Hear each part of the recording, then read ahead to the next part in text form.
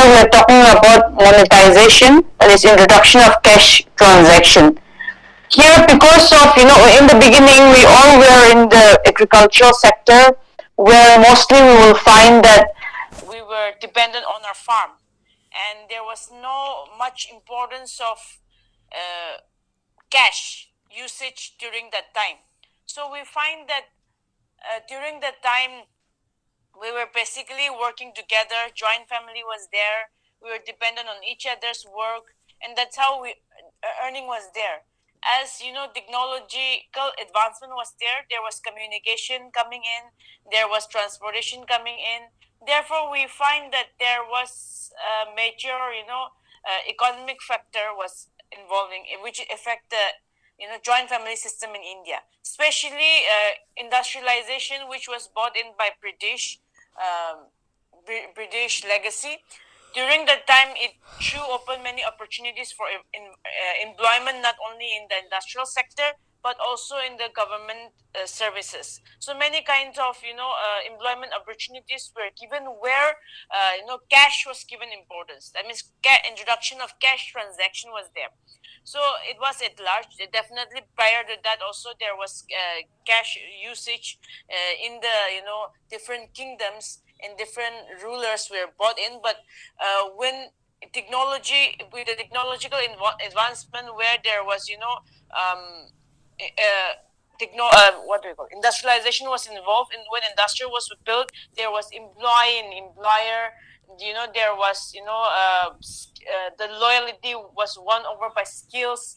So you were employed in a certain area where employment was on the basis of your skills.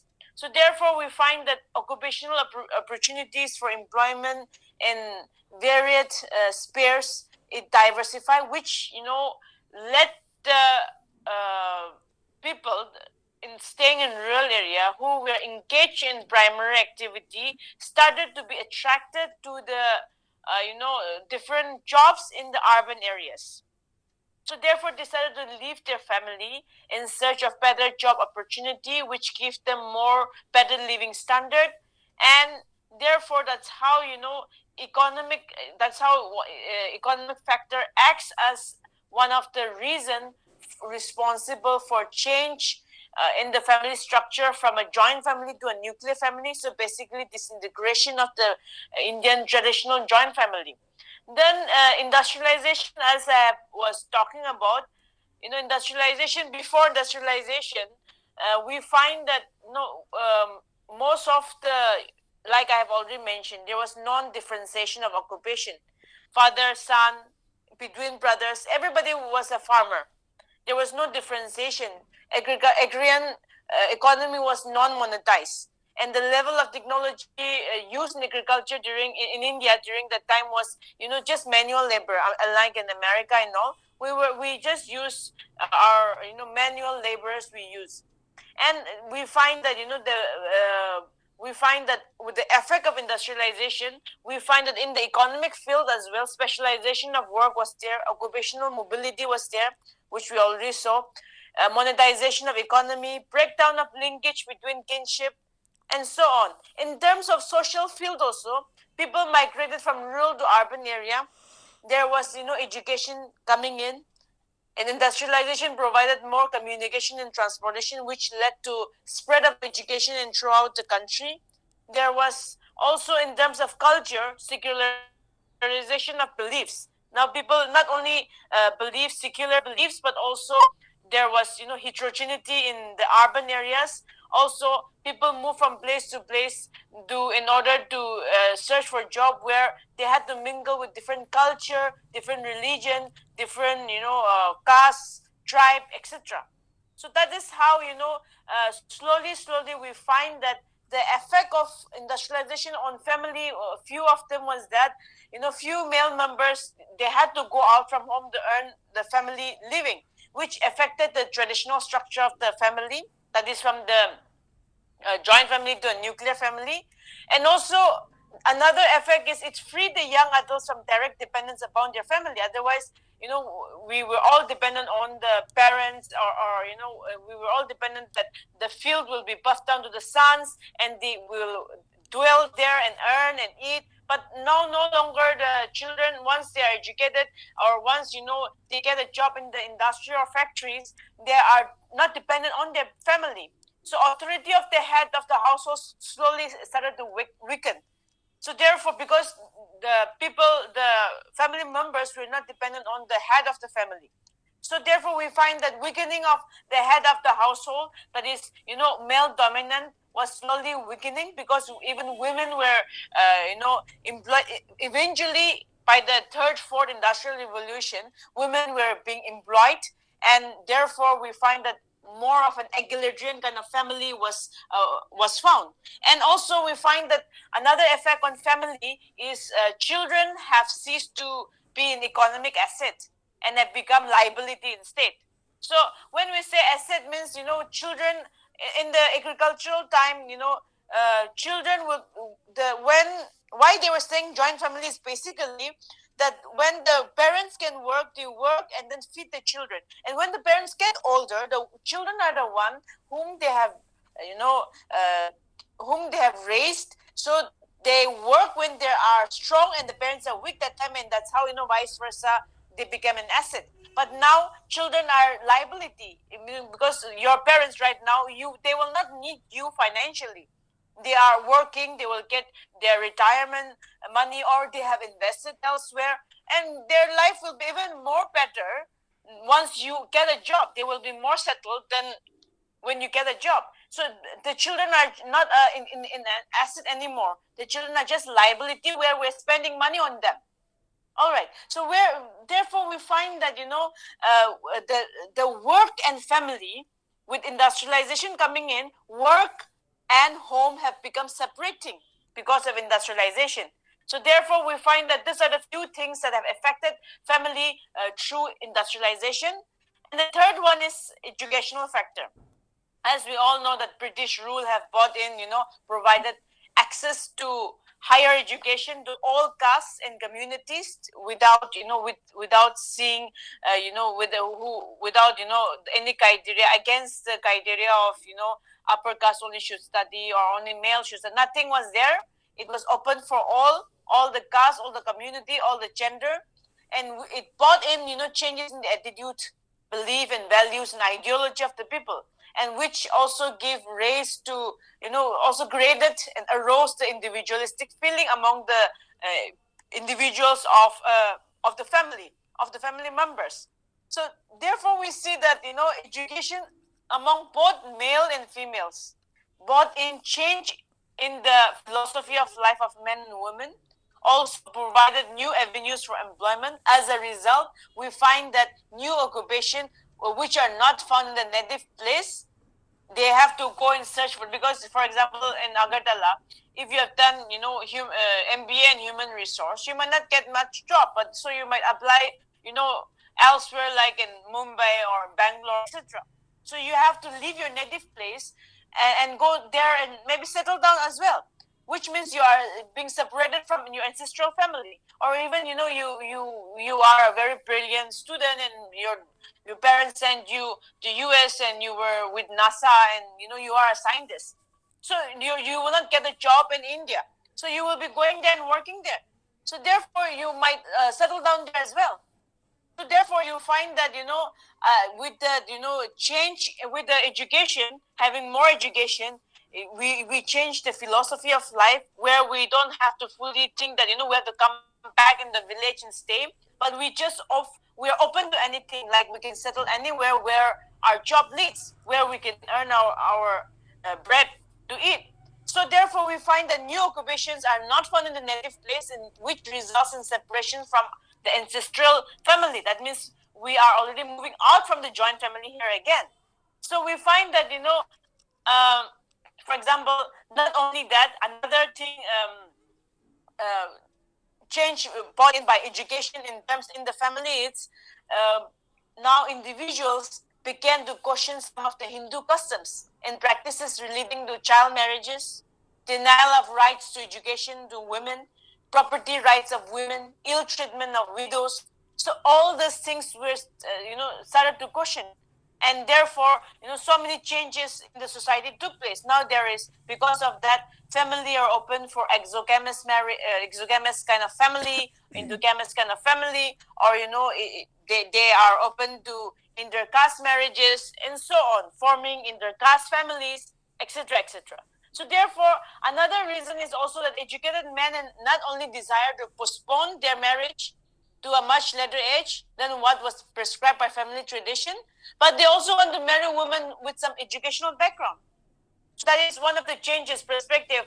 Otherwise, before, men, whether it's educated or not, they reach 25 years and what family have planned, they get married. But now it's not like that.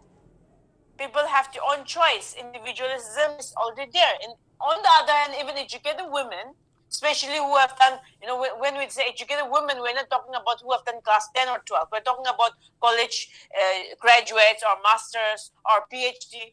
They expected, they have some kind of different, influence over family matter.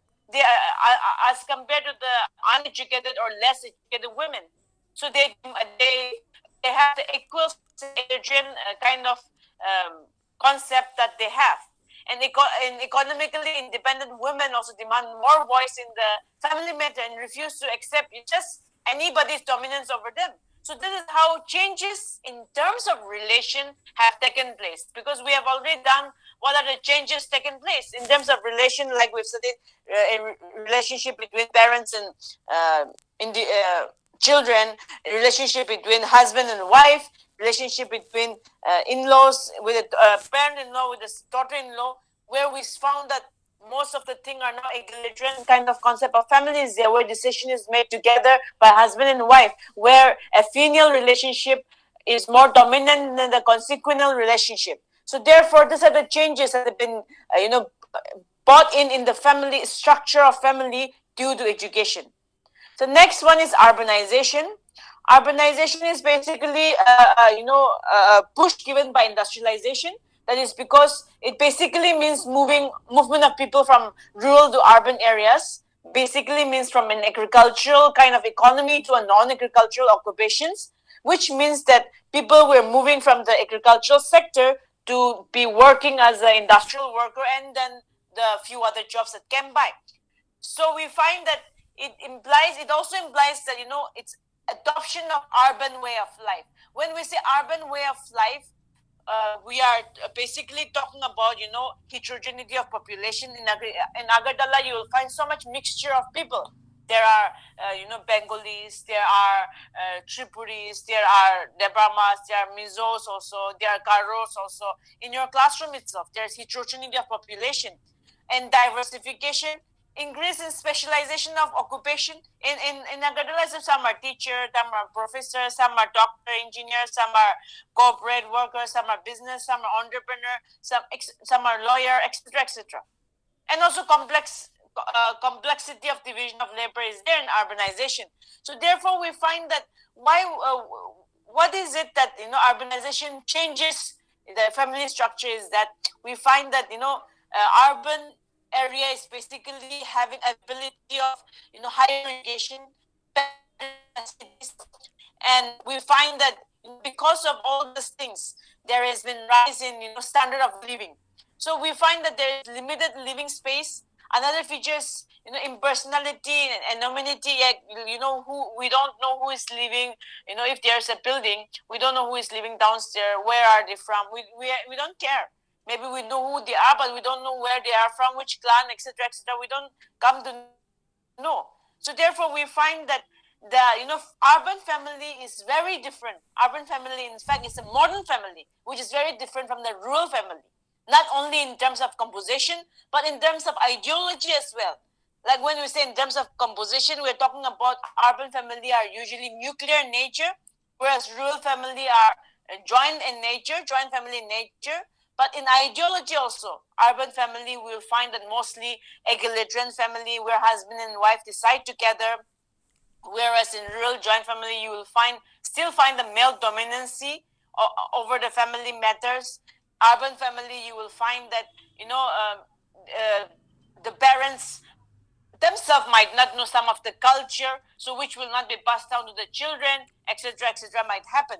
So therefore, we find that the impact of migration to city, it does have a effect impact on the family when you move from rural area to the urban area. First of all, it is a residential separation that to a nuclear family due to the mobility from one place to another.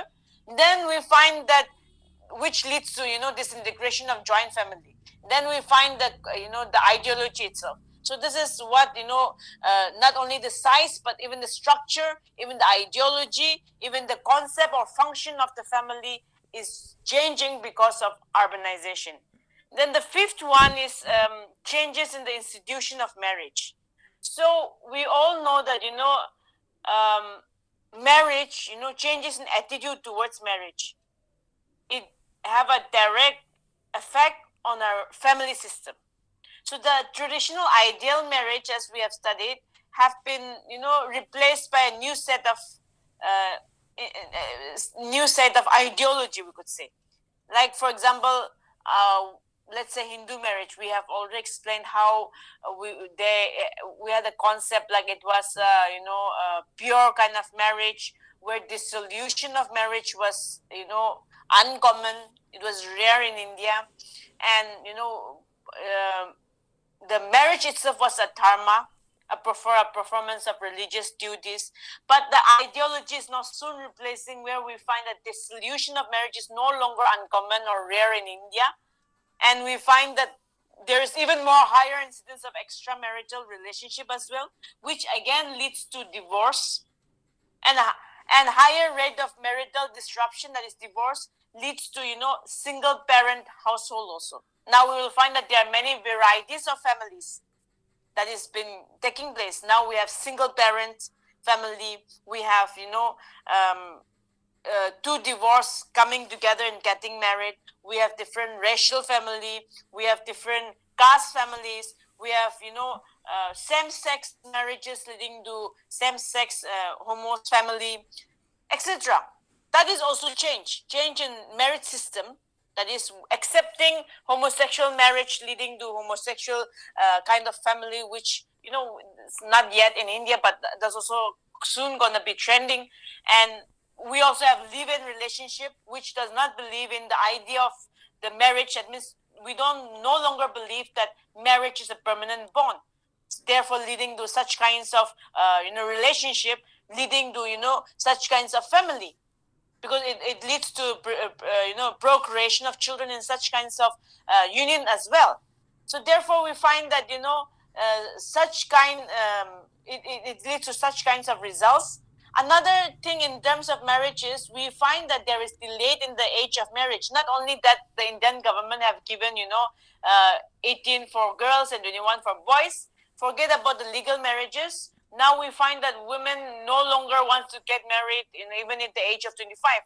We find that we are ready when we are 30, 35, and men even more, 35 to 40. That means you first study, graduate, then you are independent, you work and enjoy your independence a little bit, then only we want to commit. Only we want to commit and then start a family. So that's how delayed in marriage also leads to such kinds of concept. So we find that delayed of marriages is because of education, and because of education, the women as well as men are aware.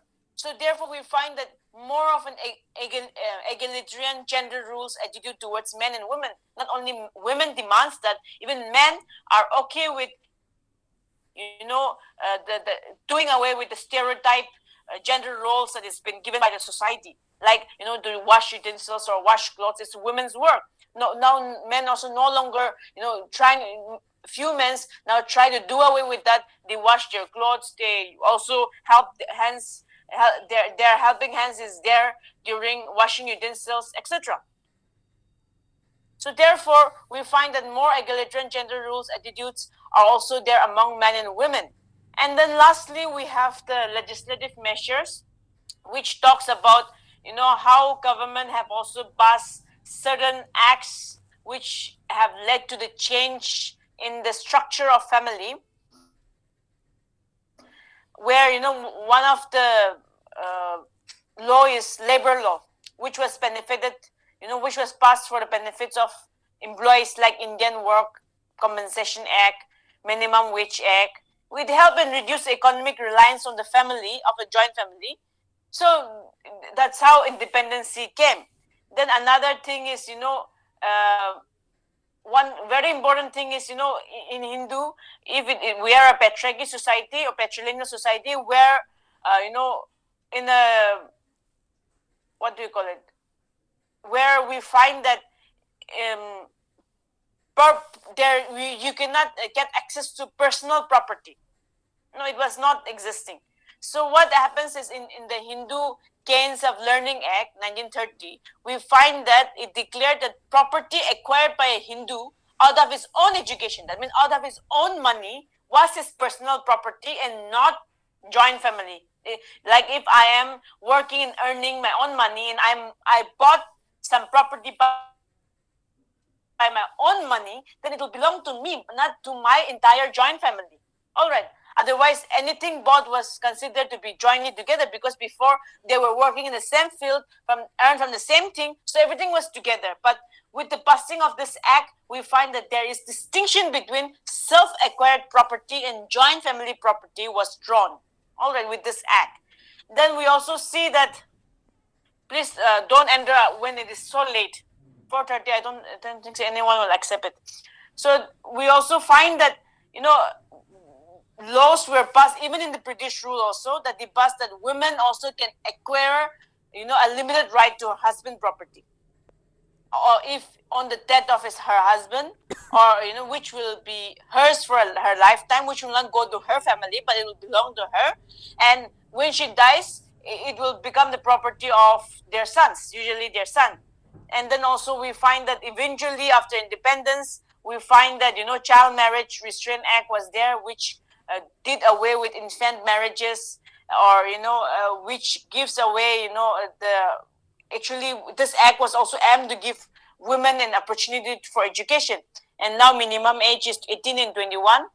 And also another one is Hindu Succession Act also, which give son and daughter in equal rights to father's property, because father's property is usually the acquired property, self-acquired property, which the father can give it to the daughter legally as well as to the son. That means they have the equal rights, which it has to be in the papers as well.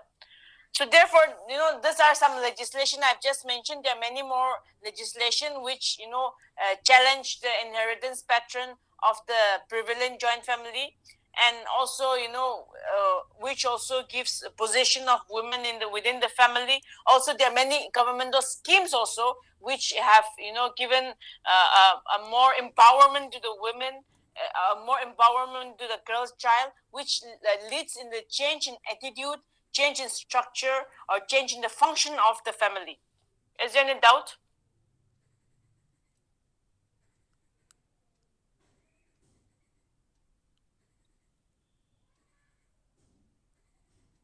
Nothing? No, ma'am. Okay. Rule number 1, 2, 3, 4,